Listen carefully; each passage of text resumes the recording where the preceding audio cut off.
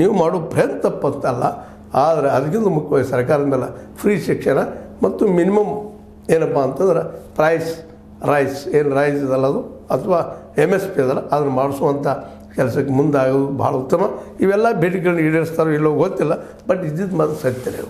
ಇವೆಲ್ಲ ಜನಕ್ಕೆ ತೊಂದರೆ ಆದ ಬೆಲೆ ಏರಿಕೆಯೊಳಗೆ ತಿಂಗಳಿಗೆ 30-40 ಸಾವಿರ ರೂಪಾಯಿ ಪೇಮೆಂಟ್ ಬೇಕಾ, ಅದು ಕೊಡೋರು ಯಾರು?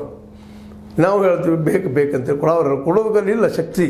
ಯಾಕಂದರೆ ಯಾವ ಕಂಪ್ನಿಗೂ ಸಹಿತ ಅಷ್ಟು ಶಕ್ತಿ ಇಲ್ಲ ಅನ್ನೋದು ಅಷ್ಟೇ ವಾಸ್ತವದ.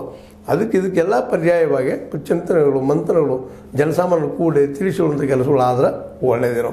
ಇದೆಲ್ಲ ಏನು ಅನ್ನಿಸ್ತದೆ ನಿಮಗೆ? ನಮ್ಮ ಮಿತ್ರರು ಇವರೆಲ್ಲ ಹೋರಾಟಗಾರರು, ಕಾರ್ಮಿಕ ನಾಯಕರಾಗಿರ್ಬೋದು, ರೈತ ನಾಯಕರಾಗಿರ್ಬೋದು, ಈಗ ಮತ್ತೊಮ್ಮೆ ಮರಳು ಚಿಂತನೆ ಮಾಡಿರಿ. ನೀವೆಲ್ಲ ಆಗುವ ಅನ್ಯಾಯಗಳ ಬಗ್ಗೆ ಅಲ್ಲೆಲ್ಲ ಕೂಡಿ ಮಾತಾಡ್ರಿ. ನಮಗೆ ರಾಜ್ಯ ಮಟ್ಟದಾಗ ರಾಷ್ಟ್ರ ಮಟ್ಟದಾಗ ಮಾಡ್ತಾರೆ ಅನ್ನೋಕ್ಕಿಂತಲೂ ಮತ್ತು ಜಾಗೃತಿ ಮೂಡಿಸೋದು, ಎಲ್ಲರೂ ಶಿಕ್ಷಣ ಸಿಗುವಂಥದ್ದು, ಮಿನಿಮಮ್ ಪ್ರೈಸ್ MSP ಕಾನೂನು ಮಾಡಿಸೋದು, ಇವು ಭಾಳ ಮಹತ್ವದಿದ್ದಾವೆ. ಜೊತೆಗೆ ಆನಂತರ ಒಂದೊಂದು ಶುರು ಆಗಿಬಿಡ್ತದೆ ಒಂದಕ್ಕೊಂದು. ಯಾಕಂದ್ರೆ ಈಗ ನಿಮ್ಗೆ ಗೊತ್ತದ ಮನರೇಗಾ ಅಥವಾ ನರೇಗಾದಾಗ ಉದ್ಯೋಗ ಸಹಿತ ಕಡಿಮೆ ಮಾಡ್ತಾಯಿದ್ದಾರೆ. ಸೆಂಟ್ರಲ್ ಗೌರ್ಮೆಂಟ್ ಸಹಿತ ಎಲ್ಲರಿಗೂ ಉದ್ಯೋಗ ಕೊಡೋ ಶಕ್ತಿ ಅವ್ರಿಗೂ ಇಲ್ಲ. ಅದಕ್ಕಾಗಿ ಇದ್ದಿದ್ರಲ್ಲಿ ಏನು ಮಾಡೋಕ್ಕೆ ಸಾಧ್ಯದ, ಜೊತೆಗೆ ಎಲ್ಲರನ್ನೂ ಜಾಗೃತಿ ಮಾಡೋಕ್ಕೆ ಹೆಂಗೆ ಸಾಧ್ಯದ, ಮತ್ತು ಪ್ರತಿಯೊಬ್ಬರಿಗೂ ಫ್ರೀ ಔಷಧ ಮತ್ತು ಫ್ರೀ ಎಜುಕೇಷನ್ ಇದು ಮೊದಲು ಸಾಧ್ಯದನ. ಈ ದಿಶೆಯಲ್ಲಿ ಏನಾದರೂ ಪ್ಲ್ಯಾನ್ಗಳನ್ನ ಹಾಕ್ಕೊಂಡು ಒಕ್ಕಟ್ಟಾಗಿ ಪ್ರಯತ್ನ ಮಾಡಿದರೆ ಮೋಸ್ಟ್ಲಿ ಏನೋ ಚೇಂಜ್ ಆಗ್ಬೋದು. ಇದು ಸಣ್ಣ ಅಭಿಪ್ರಾಯ, ತಪ್ಪೂ ಇರ್ಬೋದು. ಇದರಲ್ಲ ತಪ್ಪು ತಿದ್ದುಕೊಂಡು ಮಾಡಿ ಡಿಸ್ಕಷನ್ ಮಾಡಿ ಒಂದು ವ್ಯವಸ್ಥೆ ಹೊಸದನ್ನು ಏನೋ ಕೊಡೋಕ್ಕೆ ಸಾಧ್ಯದನ. ಆದರೆ ಒಂದು ಮಾತ್ರ ಸತ್ಯ, ಇಲ್ಲಿಯ ಅಗ್ರಿಕಲ್ಚರ್ ಒಕ್ಕಲ್ತನದಿಂದ ಇಡೀ ದೇಶಕ್ಕೆ ಉದ್ಯೋಗ ಕೊಡೋಕ್ಕೆ ಸಾಧ್ಯದ.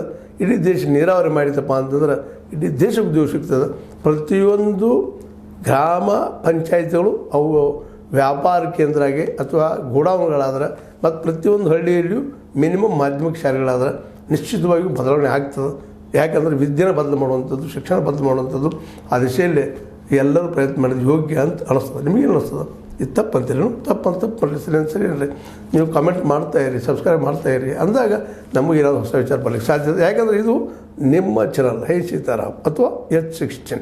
ಇದನ್ನು ನೀವು ಬೆಳೆಸೋ ಜೊತೆಗೆ ಇದು ನಿಮ್ಮ ವಿಚಾರಗಳಿದ್ರಲ್ಲ ಹೇಳಿದ್ರಪ್ಪ ಅಂದ್ರೆ ನಾವು ನಿಶ್ಚಿತವಾಗಿ ಚರ್ಚೆ ಮಾಡ್ತೀವಿ ಅಂತ ಹೇಳ್ತಾ H16 ನ್ಯೂಸ್ ಅರ್ಥಾತ್ ಹೇ ಸೀತಾರಾಮ್ ಸತ್ಯದ ಕೈಗಳಲ್ಲಿ ವಂದನೆಗಳು.